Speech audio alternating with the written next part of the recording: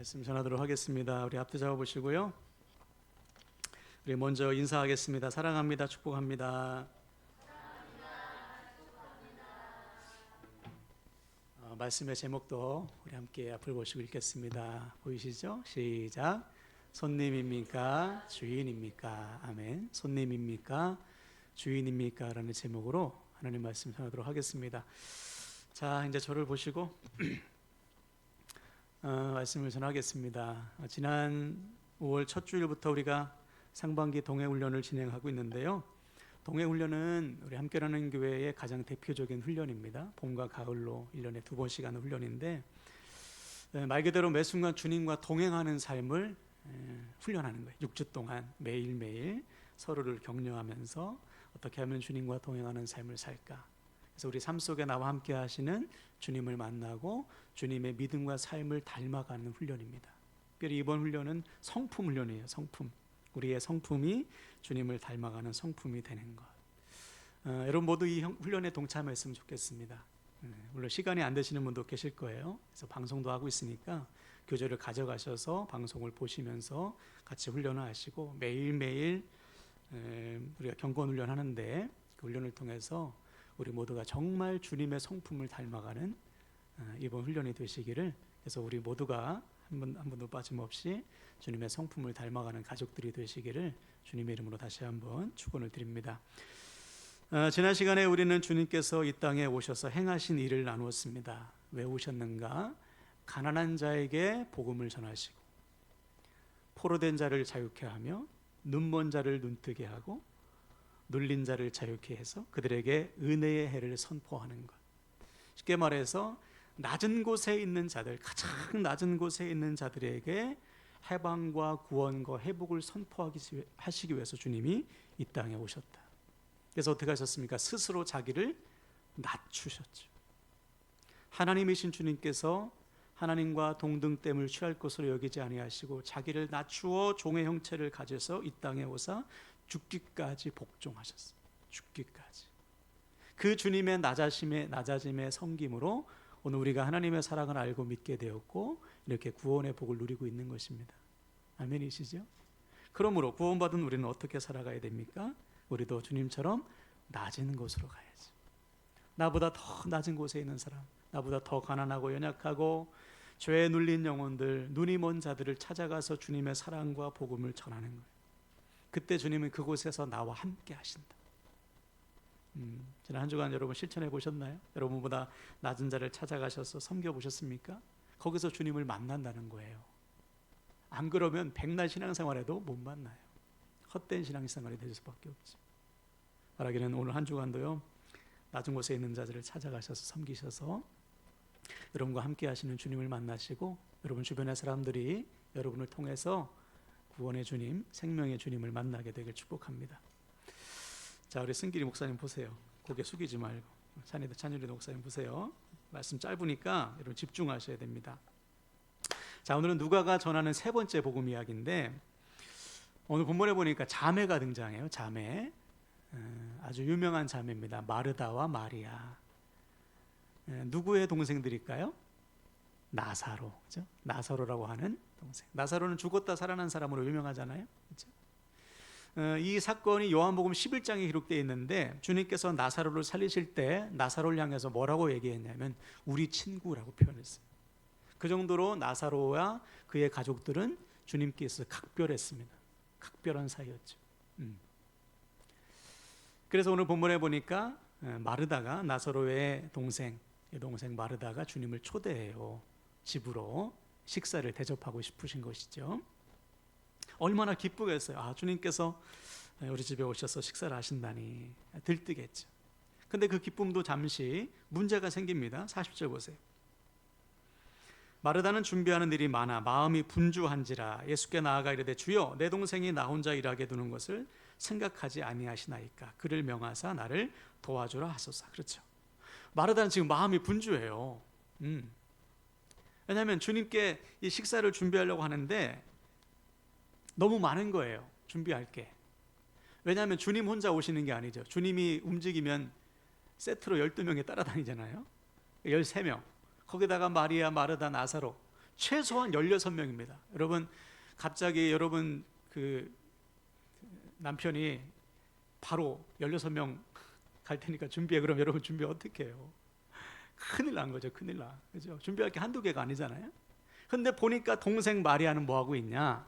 아무것도 하지 않고 주님 곁에서 말씀 듣고 있는 거예요. 그러니까 열심히 일하고 있는 마르다가 화가 나요, 안 나요? 당연히 나죠. 주님께 찾아가. 주님, 이제 나 좀 도와달라고 해주세요. 말씀 그만 듣고 나를 도와달라고 해주세요. 그렇게 부탁한 거예요. 마르다의 입장이 이해가 되시죠? 그렇죠? 언니는 일하고 있는데 동생은 놀고 있으니 주님께 잃는 거잖아요. 근데 주님께서 이 마르다의 요구를 들어주지 않으십니다. 대신 이렇게 말씀하셨어요. 41절 42절. 주님께서 대답하여 이르시되 마르다야 마르다야, 네가 많은 일로 염려하고 근심하나 몇 가지만 하든지 혹은 한 가지만이라도 족하니라. 마리아는 이 좋은 편을 택하였으니 빼앗기지 아니하리라 하시니라. 그렇죠. 주님께서는 오히려 마리아를 칭찬하십니다. 마르다의 요구를 들어주지 않고 마리아를 칭찬하셨어요. 왜 그런가? 지금 마르다는 가장 중요한 것을 놓치고 있어요. 주님께 드릴 음식을 장만하느라고 마음이 분주해서 가장 중요한 주님의 말씀을 듣지를 못하고 있는 것입니다.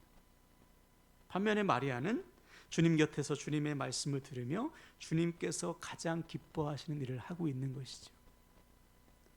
자, 여기서 우리는 아주 중요한 사실을 확인해야 됩니다. 인간적으로 볼 때 마르다가 열심히 음식을 준비하는 것은 귀한 일입니다. 주님을 사랑해서 하는 일이잖아요. 그런데 마르다가 지금 놓치고 있는 게 있습니다. 뭐냐? 주님께서 무엇을 원하시는지 물어봐야죠.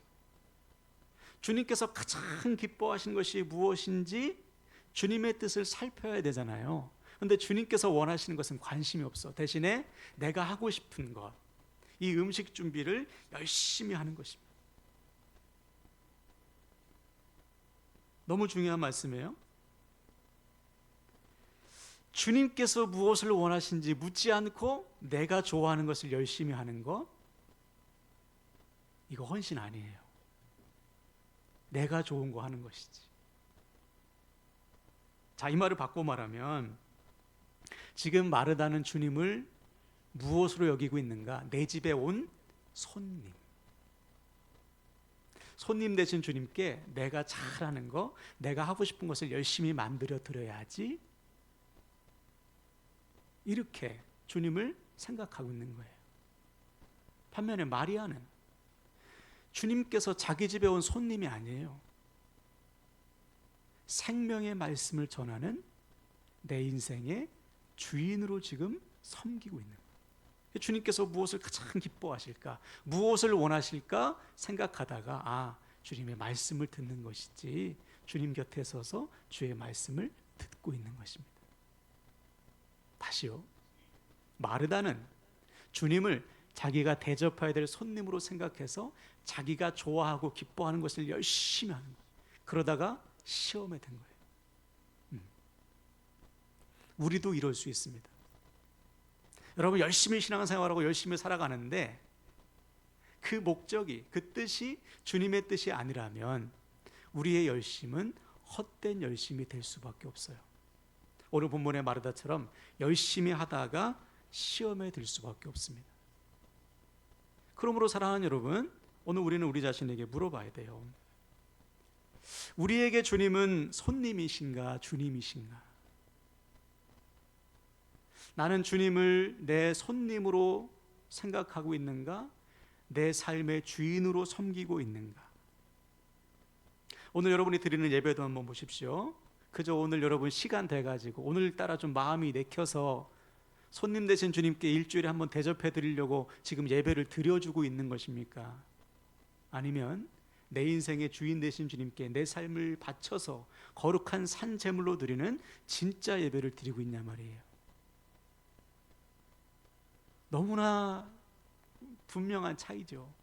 겉으로 보기엔 똑같아. 열심히 주님을 대접하는 사람, 열심히 주님께 내 삶을 드리는 사람 똑같지만 결과는 완전 다른 거예요. 이것이 정확하지 않으면 우리도 오늘 본문의 마르다처럼 열심히 신앙생활 하는데 오히려 시험에 들 수가 있습니다. 최근에 동기 목사님을 만났는데 그 교회에 최근에 집사님 한 가정이 새로 등록을 하셨대요. 얼마나 기쁜 일이에요, 그죠?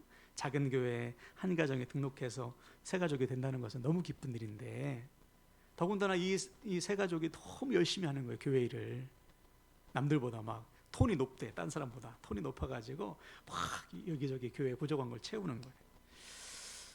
근데 그 모습을 보면서 이 목사님이 걱정이 되더랍니다.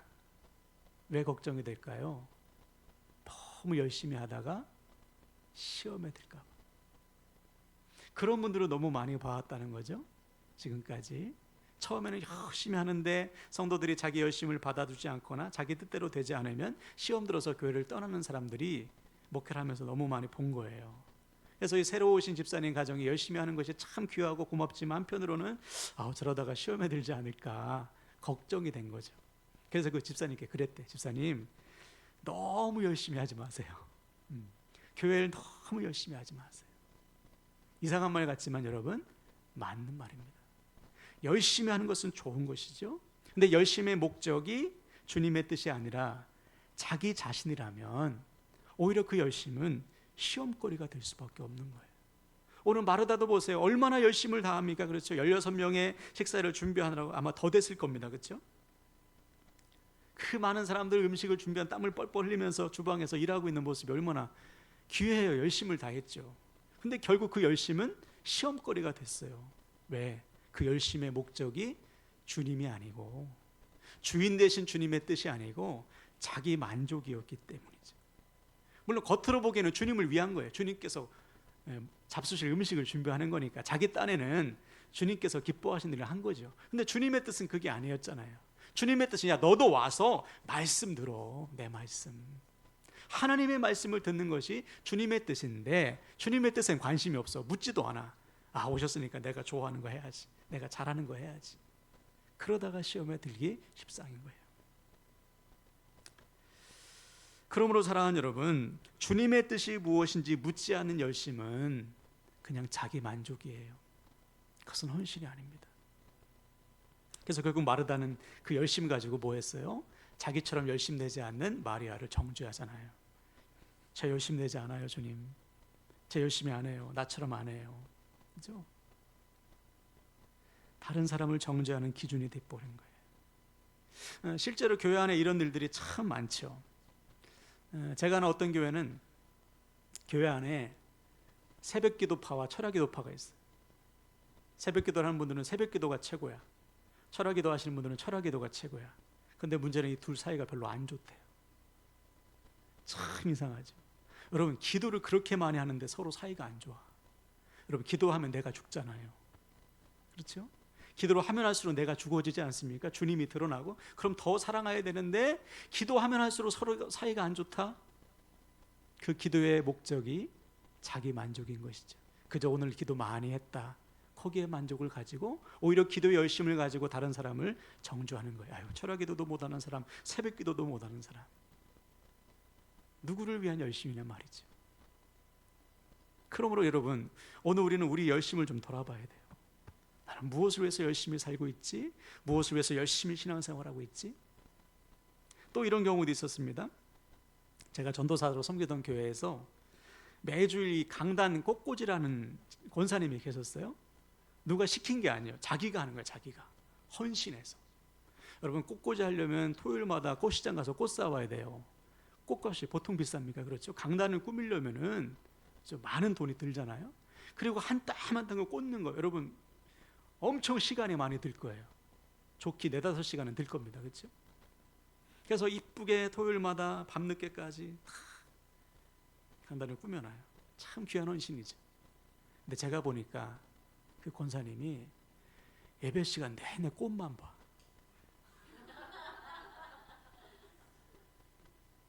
그래서 틈나는 시간마다 와서 꽃을 만져요.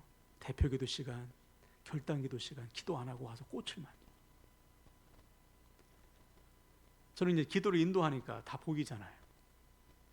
그리고 예배 시간 이제 다 끝나 축도를 마치면 성도들과 인사해야 되는데 와서 꽃을 만져. 주님께서 기뻐하시는 건 꽃꽂이가 아니에요. 네? 꽃꽂이하러 온 게 아니잖아요. 전시하러 온 게 아니잖아요. 주의 말씀을 들으러 왔고 전심으로 주님을 예배하기 위해서 온 것이지, 예배 시간 내내 거기에 정신이 팔려 있다면 그것은 주님을 위한 헌신이 아니다. 그저 자기 만족일 뿐이에요. 이렇게 신앙생활하는 사람들이 의외로 너무 많은 것이죠. 그러므로 사랑하는 여러분, 오늘 본문을 통해 우리 열심을 좀 돌아봐야 돼요. 나는 뭘 위해 열심을 내고 있는가? 주인 되시는 주님을 위해서 내가 열심을 내고 있는가? 아니면 나의 만족을 위해서 열심을 내고 있는가? 바라기는 우리 모두 열심히 주인 되시는 주님을 위한 열심이 되기를 축복합니다. 그래서 목회를 하다 보니까요, 주님을 위해서 열심을 내는 분들이 특징이 있어요. 그분들은 시험에 안 들더라고요. 왜 안 들까요? 남들이 몰라줘도 상관없어. 주님이 기뻐하시면 돼요. 자기 기준으로 다른 사람을 정죄하지도 않아요. 자기보다 연약한 자를 돌아보고 격려하고 그냥 조용하게 자기 자리를 지키더라고요.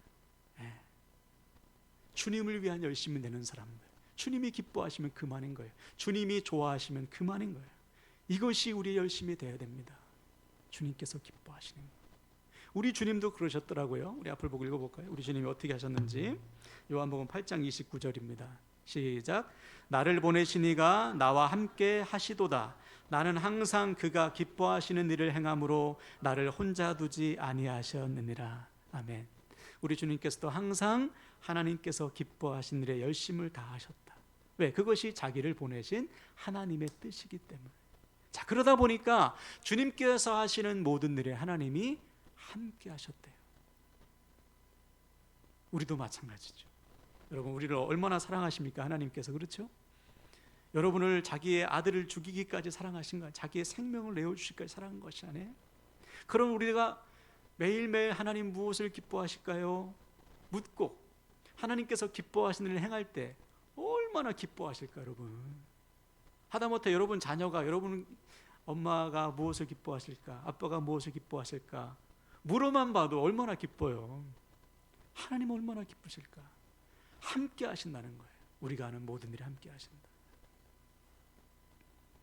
그러면 사랑하는 여러분, 우리가 무엇을 하든지 주인 되시는 하나님의 뜻에 순종하기를 바랍니다. 이것이 돼야 돼. 이것이 안 되면 아무리 열심히 해도 안 돼요. 그것은 자기 만족에 불과한 것입니다. 그런 의미에서 우리의 인생도 마찬가지예요. 여러분, 저마다 열심히 사시죠? 그렇죠? 게으른 분 없는 것 같아요. 다 열심히 사시는데, 근데 열심히 우리가 사는 목적이, 이유가 주님의 뜻이 아니라 내 만족에 있다면 그 열심은 오히려 우리를 넘어뜨릴 수도 있다는 사실을 기억하셔야 됩니다. 왜? 오늘 본문의 마르다처럼 너무 바빠가지고 주님의 뜻을 몰라요. 너무 부지런해서 나를 향하신 주인 되시는 주님의 뜻을 묻지를 않는 거예요. 그저 열심히 사는 것이죠. 그러면 안 돼요.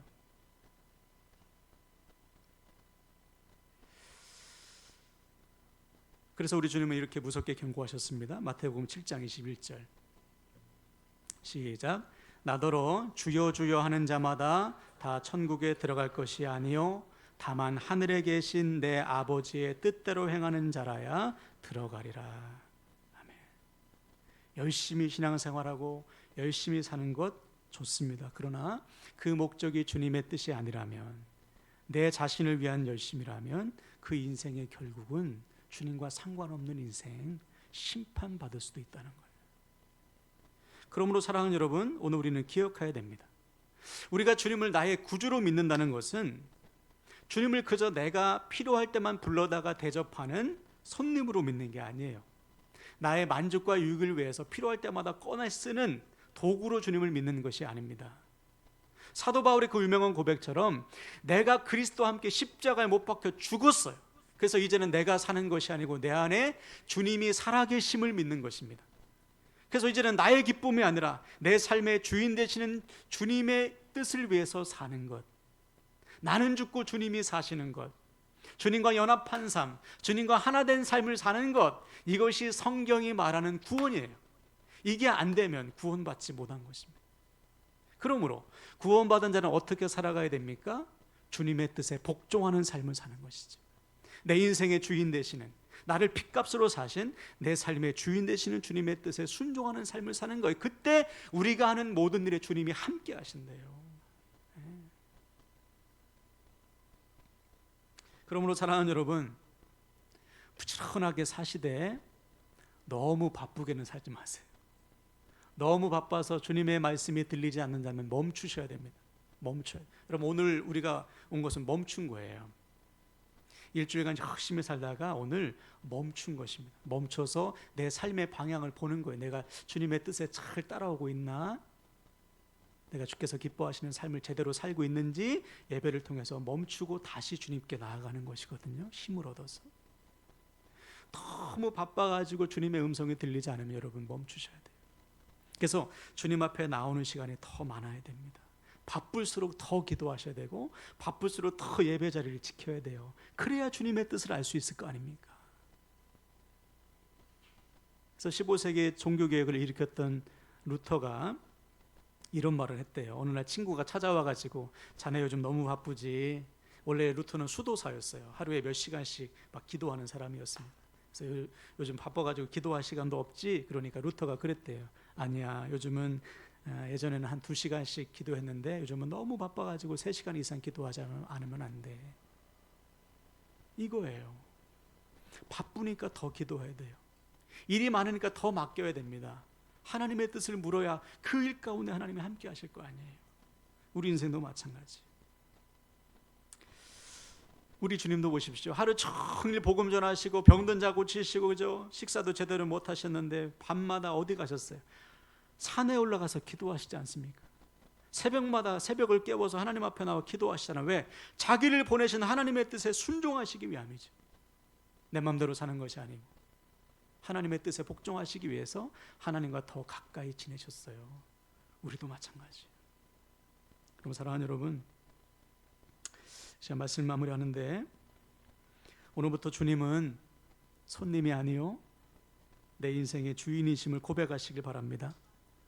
그저 내가 원할 때 한 번씩 대접해드리는 존재가 아니고 나를 핏값으로 사신 내 인생의 주인이심을 선포하시길 바랍니다.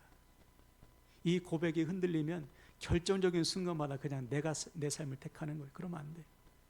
그래서 여러분 주님 앞에 더 가까이 머무르셔야 됩니다. 이제 내가 좋아하는 것이 아니고 하나님께서 좋아하시는 것 하는 거예요. 내 뜻을 위해서 사는 것이 아니고 하나님의 뜻에 복종하기 위해서 사는 것입니다. 바쁠수록 더 기도하시고 더 예배 자리 지키세요. 그때 우리가 하는 모든 일에 우리 주님께서 함께 하실 것을 믿습니다. 아멘. 이 시간